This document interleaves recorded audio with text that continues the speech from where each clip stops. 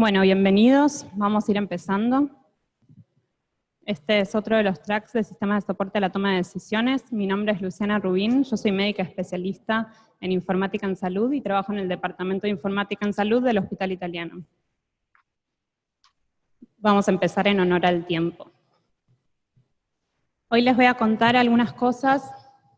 Voy a ir bastante rápido por el tiempo, que hay poquito, pero esperemos que se entienda, sobre qué cosas debemos considerar desde nuestra experiencia del hospital al definir, crear un nuevo sistema de soporte a la toma de decisiones. Levante la mano quien sabe que es un sistema de soporte a la toma de decisiones. Bien.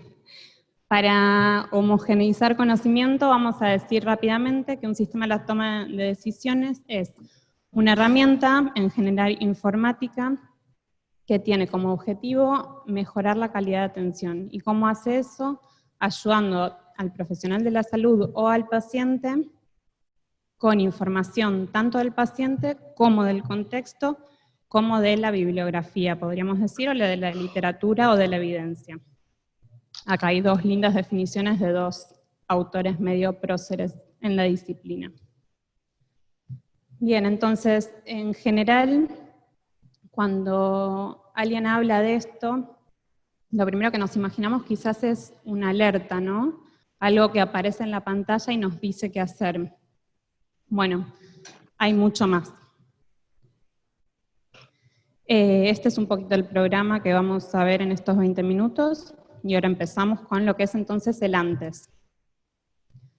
Entonces, cuando empezamos y elegimos un tema, decimos, por ejemplo, quiero hacer una alerta para que las mujeres que no tienen mamografía se hagan la mamografía que necesitan. O quiero hacer un programa de seguimiento de insuficiencia renal aguda. O quiero hacer un programa que recuerde a los papás que se vacunen a sus hijos en el portal. Bien. ¿Qué es lo que tenemos que considerar? Lo primero, para no reinventar la rueda, es fijarnos qué está pasando en el mundo, ¿sí? ¿Qué existe actualmente? ¿Cómo se hizo? ¿Cómo se evaluó? Y para esto, ¿qué vamos a hacer? Vamos a acudir a la bibliografía. En general hacemos una búsqueda bibliográfica donde vamos a encontrar ya otras experiencias. Y ya ahora nos vamos a meter en lo que son los aspectos organizacionales. ¿Qué es lo que tenemos que entender, saber o preguntar acerca de esto que queremos hacer? ¿Cuál es la relevancia de este recordatorio para mamografía, de este recordatorio para vacunas o de este programa de insuficiencia renal aguda en nuestra institución? Es importante, sucede que este tema no está bien tratado, que no hay un consenso en el hospital o en la clínica o en donde yo esté. ¿Han habido casos centinelas que me digan que tengo que enfocar mis energías hacia ahí y no hacia otro lado? ¿Hay una identificación por parte del comité de calidad del área o de los que monitorean que las cosas estén bien, de que esto es relevante? ¿Qué impacto tiene lo que yo puedo llegar a hacer? ¿Y cómo se está haciendo ahora? Todas estas cosas nos las debemos preguntar y una buena forma de conocer qué pasa es haciendo una consulta, ya sea bioestadística, analizando datos y entendiendo cuál es nuestra realidad hoy. Otra cosa muy importante a considerar es la gobernanza, ¿sí? Si la propuesta no está alineada con la dirección o con los altos mandos estratégicos, es muy probable que no tenga éxito. Siempre, siempre, siempre tenemos que hablar con el que sería el stakeholder, el que nos viene a pedir o al que le tenemos que ir a pedir, para poder identificar qué procesos existen hoy, quiénes son los actores que intervienen en estos procesos, cuáles son los usuarios finales, ¿sí?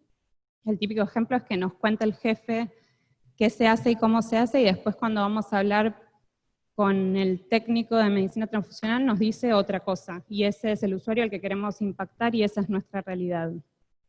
¿Y qué barreras y facilitadores actuales tenemos? Es también, bueno, voy a dejar de decir es importante porque todo es importante, pero identificar el workflow actual, cómo se hacen hoy las cosas, cómo sucede y eso, conocer a los usuarios finales. Algo útil para esto es ir sí o sí a campo, entender quiénes son, seguirlos, hacer focus groups para ver qué opinan de lo que pasa. Otra técnica es shadowing, o sea, pegarse a alguien una parte del día y entender realmente sus procesos, hacer entrevistas, etc. Necesitamos sí o sí un especialista para contenidos. Podemos o no podemos tener conocimientos en salud, pero vamos a necesitar a alguien que nos defina no solo cómo hay que hacerlo, sino cómo hay que hacerlo en nuestra institución. Y una cosa importante del especialista en contenidos es que así vamos a empezar a involucrar a los que realmente queremos impactar en el proyecto. Con relación a los aspectos técnicos, necesitamos definir y justificar qué población elegimos. En el caso de un sistema de información en salud, necesitamos saber quiénes son los destinatarios del sistema de soporte. Esto que ya hablábamos, entender el workflow, sus horarios, su representación. Si yo quiero saber, por ejemplo, impactar en los enfermeros, tengo que entender que hay enfermeros que trabajan un turno fijo y después hay gente que cubre la guardia y que van a tener comportamientos distintos. Saber cuál es el ámbito en el que yo quiero llegar, porque cada ámbito cuenta con sus particularidades y yo necesito comprenderlas para que después mi intervención funcione. Entender cuáles son los aplicativos sobre los que voy a impactar. Si yo quiero hacer una herramienta para detectar pacientes que tengan un dolor abdominal en la guardia y mi aplicativo no es la historia electrónica, sino el aplicativo de triage, si yo no lo enfoco por ese lado, es probable que falle. Y todo esto es lo que voy a definir buscando a la población blanco sobre la que se busca mejorar un indicador, un proceso, etcétera, ¿sí? ¿Qué es lo que quiero mejorar? La cantidad de consultas por dolor abdominal que se traten en el tiempo adecuado. Criterios de inclusión, ¿a quiénes voy a incluir y a quiénes no voy a incluir? Voy a decir, bueno, son solo los adultos, son los pediátricos. Es muy importante definir exactamente quién es mi población. ¿Son las mujeres que tienen criterio para hacerse una mamografía? El input, o sea, ¿qué datos van a alimentar mi sistema de soporte? Y ustedes pensarán datos del paciente, pero no son solo datos del paciente, sino datos del contexto, de vuelta, en qué ámbito se está haciendo, cuál es la especialidad del médico o el enfermero que está accediendo a la historia, y todos los datos estructurados, que ahora lo vamos a ver un poquito más, de lo que es el paciente. ¿Cuál es el trigger? O sea, ¿en qué momento voy a llamar a mi sistema de soporte? Esto va a estar relacionado con el destinatario final que elija, con su workflow, con lo que definí como input, con el tipo de intervención. Por ejemplo, puede estar relacionado con realizar una prescripción, o con abrir la historia clínica, o puede estar relacionado con el tiempo. Yo quiero que cada noche el sistema revise quiénes no se atendieron rápido en la guardia hoy. Base de conocimiento. Es de acá que va a salir la información relacionada con las prácticas, los fármacos, las consultas, las mediciones de laboratorio. Tengo que ver cómo voy a acceder a esta base, dónde está esta base, si tiene información confiable y si esta información está actualizada. Después vamos a armar la regla, ¿sí? Que va a integrar el input con la información de la base y va a dar un producto de salida conocido como output. Voy a contemplar acá también cuáles son las posibles opciones de acción que puede realizar el usuario y qué puede hacer en cada caso. Por ejemplo, puede cerrar la ventanita que yo le muestre y listo, o tiene que dar una justificación, puede hacer algo adentro de eso, tiene que cargar algún dato. Algo también relevante es qué se excluye, qué casos no deberían ser incluidos en el sistema de soporte. Volviendo al ejemplo de la mamografía, no sería muy adecuado que yo le recomiende al médico pedirle una mamografía a una paciente que le fueron sacadas sus 2 mamas. Finalmente llegamos a lo que es el producto de salida, que puede ser una cantidad de cosas muy grandes y puede venir con distintas acciones, como una notificación, guardar un log, ofrecer un listado, mostrar una guía de práctica clínica o solicitar simplemente una confirmación. Esto, si bien es lo que pensamos que es lo primero que imaginamos en nuestra mente, es lo último que vamos a definir porque es como un resumen y un producto de todo lo que estuvimos viendo antes. Muy importante entonces, ¿qué datos tenemos recuperables en nuestra historia o en nuestro sistema de información? Yo puedo tener una evolución en texto libre que me diga todas las características del paciente que yo necesito para alimentar mis reglas, pero si eso no lo puedo recuperar, va a ser información con la que no cuento. Un paper muy importante habla de los 10 mandamientos para un sistema de soporte efectivo, y algo que dice es que a los médicos les cuesta cambiar su curso de acción. Y dice también que cambiar una dirección es más fácil que detenerla. Entonces, siempre que se pueda, en vez de decirle, tenés que hacer esto, y que para hacer eso el usuario tenga que cerrar su ventanita, ir a otro módulo, pedir lo que le estoy diciendo y volver a lo que estaba haciendo, es mucho más fácil ponerles acción integrada con la herramienta. Usabilidad. Algo que no tenga diseño centrado en el usuario va a fallar, sí o sí. Y algo que tenga diseño centrado en el usuario, tenemos muchas más chances de que sea un éxito. Para esto tenemos muchas herramientas: Think Aloud, testeo de usabilidad, card sorting, talleres participativos, ice tracking. Llegando a el testeo, ya tenemos definidos nuestros inputs, nuestras reglas, nuestra base de conocimiento, ya sabemos el workflow. ¿Qué tenemos que hacer una vez que nuestros compañeros, los desarrolladores, crearon esta herramienta? Testearla. ¿Cómo hacemos esto? Definimos los casos de uso, o sea, cada cosa que puede suceder en los caminos de acciones que tiene este sistema de soporte. Hay que representar todas las posibilidades. Escribir esto es ínfimamente valioso porque nos va a minimizar las cosas inesperadas y nos va a permitir testear en forma ordenada nosotros o cualquier compañero nuestro que incluso no conozca el proyecto. Algunas definiciones que también debemos pensar antes es qué vamos a registrar, qué vamos a loguear. Por ejemplo, la ventanita. Apretó confirmar, apretó cancelar, la cerró sin decir nada, abrió y cerró varias veces, en qué fecha, en qué hora, cuál era la especialidad de quién lo hizo. Todas estas cosas, si no las definimos, no las vamos a poder obtener después. Y con todas estas cosas vamos a poder construir nuestros indicadores. Los indicadores de resultado, o sea, qué outcomes esperamos que mejore el paciente. Pueden ser días de estadía, mortalidad, o simplemente que tenga pedido un estudio. Ahí ya nos vamos a los outcomes de proceso. O también de uso de la herramienta, es decir, la abren 500 personas y piden lo que yo les indico 400. O no lo pide nadie, y ahí ver qué pasa. Hacer un protocolo de evaluación. Quizás nos cuesta un poco, pero si no lo hacemos, es muy posible que no nos planteemos después cómo va a funcionar este proyecto. Pensar en una estrategia de capacitación.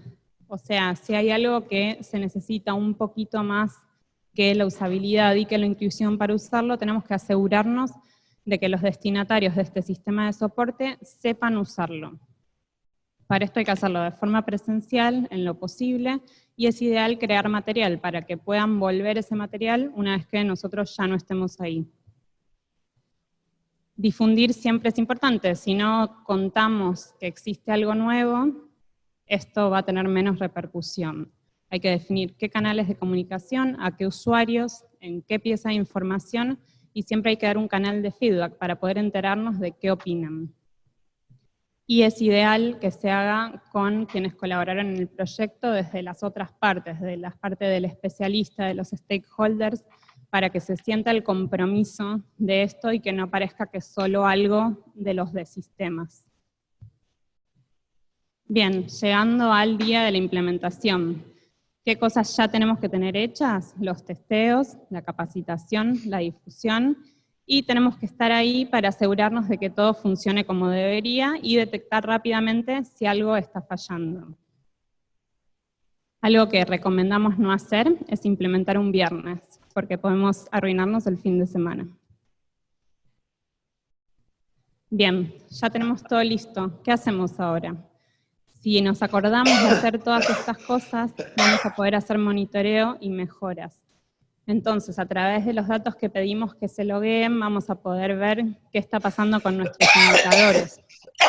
Y vamos a poder contar con distintas herramientas para hacer esto. Dashboards que nos indiquen comportamientos, reportes que quizás nos digan en más detalle quién está haciendo qué y sobre qué paciente. Y también, por supuesto, entrevistas con usuarios que nos puedan decir realmente qué piensan, qué cosas quisieran mejorar, qué cosas no entienden tan bien. Y por último, para finalizar, siempre es más que aconsejable evaluar nuestro proyecto. Acá tomé de este hombre, Andrew King, 4 esferas de evaluación, en donde tenemos la esfera que es la del rendimiento del sistema, ¿sí? Qué tan exacto fue, qué precisión, qué sensibilidad, qué especificidad, qué impacto tiene este sistema en los resultados que queríamos cambiar, cuál es la aceptación del usuario con distintas escalas de usabilidad y cuál es la adopción del usuario, ¿sí? Quizás todos nos dicen que está muy lindo, pero nadie lo usa, y eso tampoco es bueno. Y acá hay un paper que habla de cómo evaluar guías de práctica clínica, pero que también me pareció muy interesante traerlo para que lo vieran, que también habla de 4 dominios de evaluación: el contexto, el contenido, la efectividad del sistema y la efectividad de la implementación. Y plantea la evaluación a través de estas preguntas, que son un montón. Yo acá resumí lo que me pareció más puntual, pero que si lo ven, tiene mucho de lo que ya nos estuvimos preguntando. ¿Están los objetivos de calidad planificados? ¿La calidad de los datos del paciente es suficiente? ¿Los interesados y los usuarios aceptan el sistema de soporte? ¿Hay una integración con la carga, los flujos de trabajo y los sistemas existentes? Con respecto al contenido, nos habla de si está basado en la evidencia, si es relevante y preciso, si llama a la acción y si la cantidad de sistemas de soporte es manejable. Con respecto al sistema, nos pregunta si es fácil de usar, si está dedicado a la persona adecuada y en el momento adecuado. Y con respecto a la implementación, nos habla si la información a los usuarios fue apropiada, si la comunicación, la documentación y los temas de ayuda estaban planteados, si hubo capacitación al usuario, si hubieron barreras y facilitadores, cuáles fueron, cómo fue la implementación, si fue gradual o fue abrupta, y si hay una gobernanza apropiada. 2 cositas más a tener en cuenta. Una es que siempre debemos contemplar las consecuencias no deseadas. Todo cambio va a generar nuevos procesos, nuevas acciones, nuevas formas de interactuar entre las personas y con el sistema de soporte. Y en general hablamos de consecuencias no deseadas relacionadas con el contenido o con la presentación. Estas consecuencias no siempre son negativas, pero tenemos que estar enterados de esto. Y por último, otra cosa a tener en cuenta es la fatiga de alertas. Podemos tener muchas buenas ideas, pero si no se las decimos a los que específicamente les importan, vamos a lograr saturar a todo el mundo con un montón de cartelitos y ventanitas que van a terminar cerrando sin leer. Muchas gracias.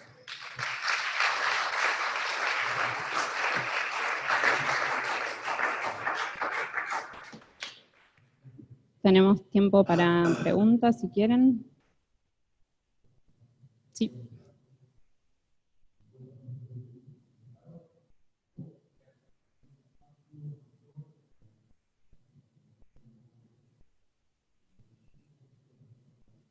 Hola, hola. Ahí va. Gracias por la presentación. Me gustaría que cuentes una experiencia mala o un error, algún problema que hayan tenido con algún tipo de soporte que no funcionó. ¿Una? Al menos una, ¿sí? La mejor o las top 3. Una que me viene a la mente ahora es un recordatorio para prácticas preventivas que hicimos, que efectivamente tenía un botoncito de solicitar un estudio y un botón de rechazarlo. Pero también se podía cerrar porque era no intrusivo. Bueno, nos olvidamos de loguear la crucecita de cerrar. Entonces vimos cuántas veces aparecía ese recordatorio en los médicos, cuántas veces pedían el estudio o lo rechazaban, pero después nos quedaba un montón de vacío en cuanto a si lo habían cerrado o si ni siquiera lo habían visto, por ejemplo. Eso fue algo que nos pasó y que bueno, ya aprendimos, por suerte. O también no capacitar adecuadamente, o sea, avisarle a los usuarios, todo, pero que quizás no entiendan una parte muy puntual y entonces que eso dificulte unos días lo que era la implementación. Pero bueno.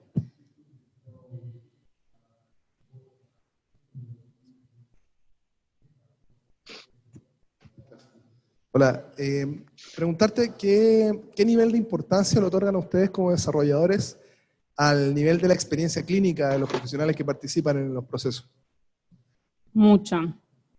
Por eso siempre tratamos de hacer equipos multidisciplinarios en donde esté representado el especialista que conoce de ese tema, los que no son especialistas pero también trabajan con ese tema, porque son ellos los que nos van a dar la posta de no solo de, bueno, cuál es la guía, sino cuál es la guía que se usa y se acepta en el hospital, o en la sección o en la unidad cerrada. Tenemos proyectos que tenemos uno que dice una cosa y el otro que usa otra. ¿Puedo intervenir? Ya que yo soy la parte de desarrollo del Hospital Italiano y a nosotros nos ayuda un montón la capa que hace Luciana y su gente, que son residentes de informática médica, porque hacen el nexo justo entre la palabra del médico que no entendemos y el médico que no nos entiende a nosotros. Esa comunión que hacemos a través de ellos con los médicos nos ayuda un montón a entenderles y a hacer algo que por ahí les venga bien. Tal cual. No lo puse acá, está medio implícito, pero el trabajo multidisciplinario es fundamental, porque si no, nada llega a buen puerto. Y de paso aprendemos todos del otro equipo.